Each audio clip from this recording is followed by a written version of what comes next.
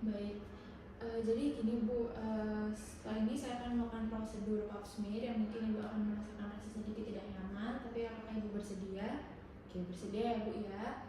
Baik, selanjutnya saya akan melakukan persiapan alat dan bahan terlebih dahulu untuk pengecekan yang akan dilakukan ke depannya. Selanjutnya saya akan menanyakan kepada pasien apakah sudah buang air kecil. Apakah Ibu sudah buang air kecil Bu sebelumnya? Oke, sudah ya Bu ya. Baik, tolong dibantu untuk melepaskan pakaian bagian bawahnya ya Bu ya. Lalu saya akan minta pasien untuk memakai sarung atau selimut yang tersedia untuk membantu dan juga membantu Ibu naik ke meja periksa. Baik Bu, bisa tolong naik ke meja periksa. Selanjutnya bisa tolong untuk digunakan selimutnya. Oke. Setelah itu saya akan memeriksa abdomen terlebih dahulu. Sebelumnya saya akan melakukan hitungan 6 langkah. Oke. Setelah itu saya akan melakukan pemeriksaan abdomen. Saya meminta pasien untuk berbaring dengan posisi ditotomi di meja periksa dengan kedua lengan di samping. Selanjutnya saya akan membuka seluruh bagian abdomen mulai dari tulang iga sampai tulang pelvik lipatan paha sehingga saya dapat melihat daerah luar genital tertutup. Selanjutnya saya akan memeriksa seluruh abdomen dan juga lipatan paha. Permisi ya Bu.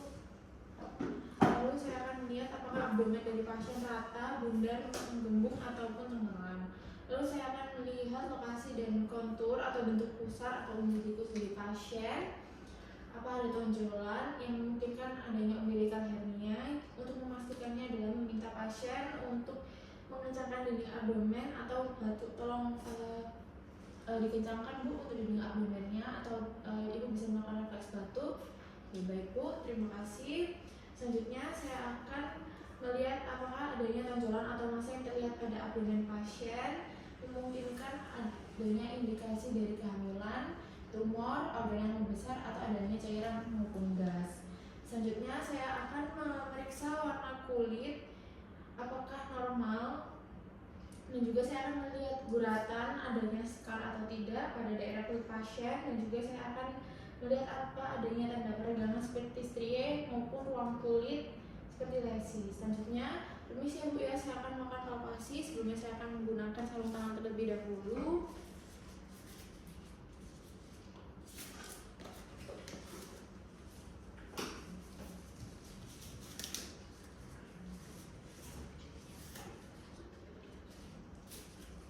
Permisi ya Bu, selanjutnya saya akan melakukan palpasi pada region abdomen secara perlahan. Oke.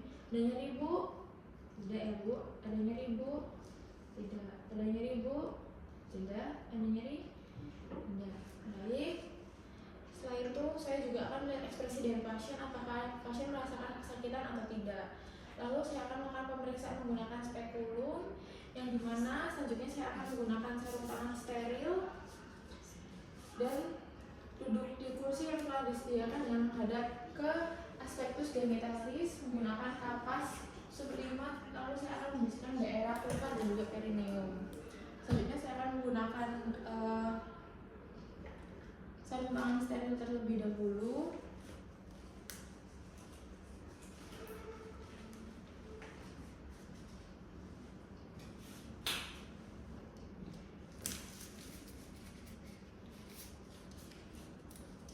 Selanjutnya saya akan menggunakan kapas sublimat dan membersihkan daerah vulva dan juga perineum.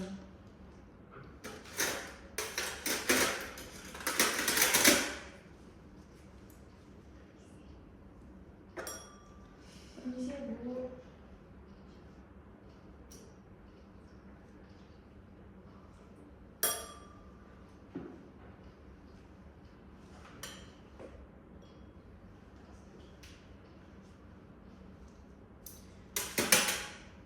Baik, setelah itu saya akan mengamati dan melaporkan apakah adanya kelainan vulva dan perineum dari pasien. Untuk sejauh ini yang saya lihat tidak ada kelainan pada vulva maupun perineum dari pasien. Selanjutnya saya akan membuka kedua labium mayor. Lalu saya akan mengamati temuan pada daerah orifisium, uretra dan juga vagina. Baik, permisi ya Bu ya. Oke, untuk daerah orificium dan juga uretra dari vagina ibu masih dalam batas normal ya Bu ya, tidak ada kelainan maupun ada penonjolan. Selanjutnya saya akan mengambil spekulum dengan tangan kanan dan masukkan telunjuk tangan kiri ke dalam vagina. Lalu saya akan sebelum memasang, saya akan tunjukkan kepada ibu dan jelaskan bahwa saya akan memasukkan bagian dari spekulum ke dalam vagina. Jadi spekulum ini saya akan masukkan ke dalam vagina ibu. Lalu ketika saya memasang spekulum, saya minta ibu untuk menghirup nafas dalam-dalam ya Bu ya. Lalu ibu dapat menghembuskannya melalui mulut. Selanjutnya saya akan memasukkan spekulum perlahan dengan posisi daun sejajar dengan labia. Permisi Bu. Setelah masuk, setengah panjang bilah, putar spekulum 90 derajat hingga tungkainya ke arah bawah. Lalu atur di yang atas dari bawah dengan membuka kunci pengatur bilah atas, bawah hingga masing-masing bilah menyentuh dinding atas dan bawah dari vagina. Isi ya Bu. Lalu saya kuncikan.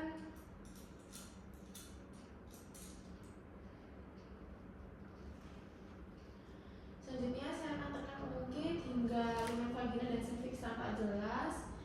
Lalu yang vagina dan porsio tampak secara alvo. Amati dan laporkan warna porsio dinding vagina dan sekret vagina ataupun cervix.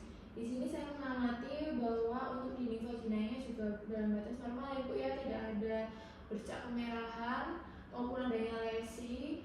Lalu sekretnya juga masih dalam batas normal, untuk cervixnya juga masih normal. Selanjutnya saya akan melakukan tindakan pap smear yang dimana saya akan mengambil sito brush atau spatula untuk melakukan pemeriksaan pap smear. Lalu saya akan mengambil bahan dengan sito brush ataupun spatula.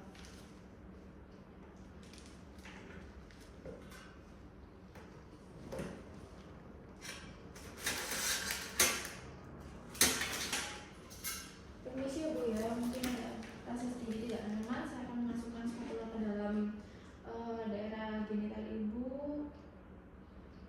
Saya masukkan, lalu dimulai dari arah jam 12 dan diputar 360 derajat.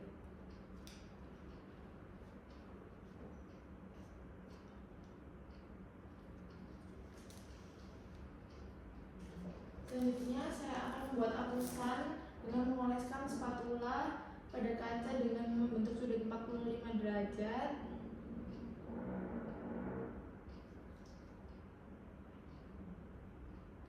Lalu selanjutnya saya akan memfiksasi sediaan dalam waktu 10 hingga 15 detik dengan alkohol 95%.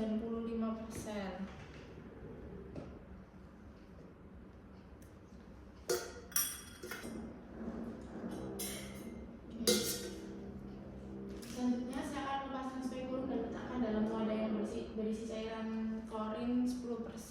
Dulu saya akan melepaskan alatnya.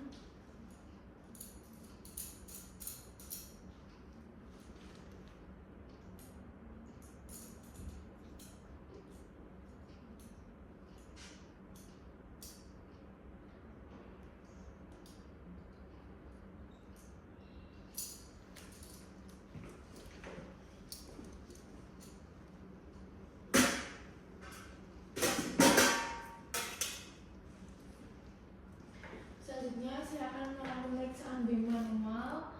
Saya ganti dengan handscoon baru, kemudian cuci tangan ulang sebelum menggunakan handscoon.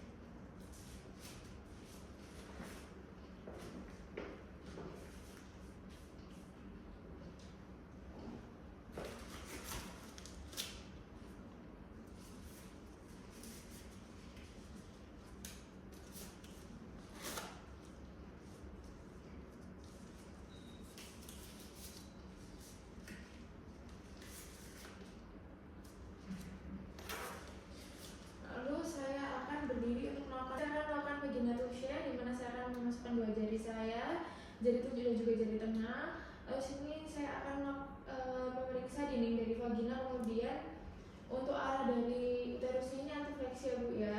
Lalu saya akan memeriksa konsistensi dari cervix, keadaan parametrium dan kedua adnexa.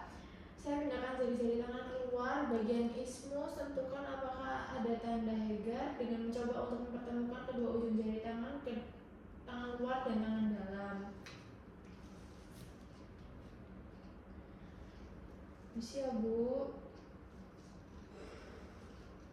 Selanjutnya, lalu saya akan melakukan palpasi serviks dengan lembut, rasakan konsistensi bentuk, ukuran dan juga posisi. Untuk konsistensinya ini channel ya Bu ya, bentuknya juga seperti kubah, masih dalam batas normal, ukurannya juga tidak ada pembesaran, posisinya juga normal.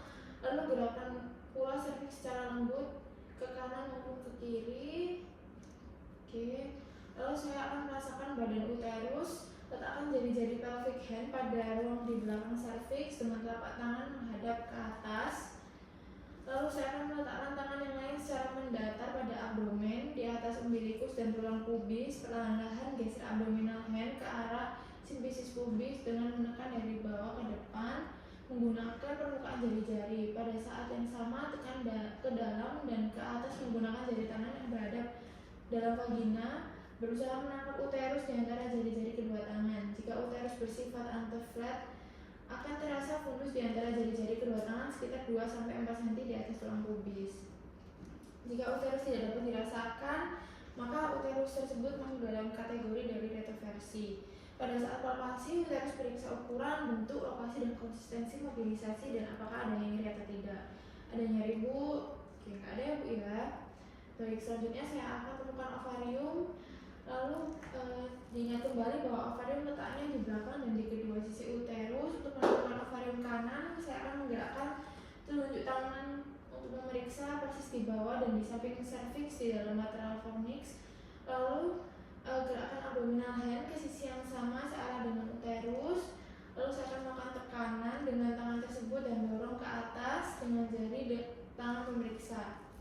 Dengan lembut saya akan menemukan jari-jari kedua tangan dan gerakkan ke arah simfisis pubis ovarium dan dapat dirasakan gerak di antara jari-jari peregangan ovarium dengan lembut karena tekanan pada ovarium yang normal dapat menyebabkan rasa nyeri. Selanjutnya saya akan mencatat ukuran, bentuk, konsistensi dan mobilisasi dan juga nyeri pada masa yang ada. Sebelum mengeluarkan jari tangan pemeriksa, dengan lembut tekan posterior untuk memeriksa apakah ada nyeri massa pada cul-de-sac atau ruang di belakang uterus dan di depan rektum. Baik Bu, untuk pemeriksaan dari VT-nya sudah selesai. Selanjutnya saya akan melakukan pemeriksaan rektovagina.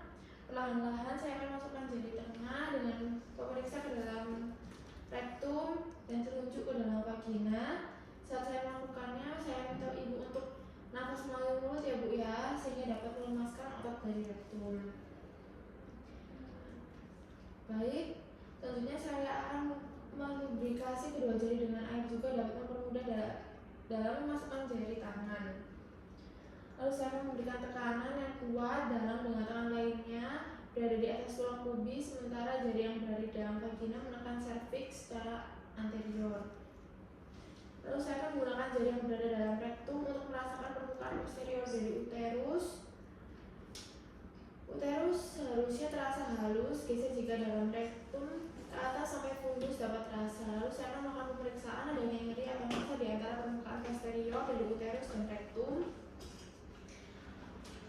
Jika adanya yang menonjol maka menunjukkan adanya endometriosis. Selanjutnya setelah selesai melakukan pemeriksaan rektovagina, saya akan mengeluarkan kedua jari secara perlahan. Permisi ya Bu. Oke. Lalu setelah pemeriksaan selesai, saya akan memasukkan kedua tangan yang masih memakai sarung tangan ke dalam larutan klorin 0,5%. Lalu saya akan melepaskan sarung tangan dengan membaris sisi dalam keluar. Jika sarung tangan akan dibuang, saya akan meletakkan pada wadah tahan bocor. Dan juga jika sarung tangan akan dipakai ulang, maka akan dekontaminasi dengan larutan klorin 0,5% selama 10 menit. Selanjutnya saya akan mencatat hasil temuan dari pasien tersebut, apakah ada kelainan atau tidak. Baik Bu, pemeriksaannya sudah selesai. Apakah ada pertanyaan? Tidak ada ya Bu ya. Baik, terima kasih. Bisa dipakai kembali untuk pakaian dalam.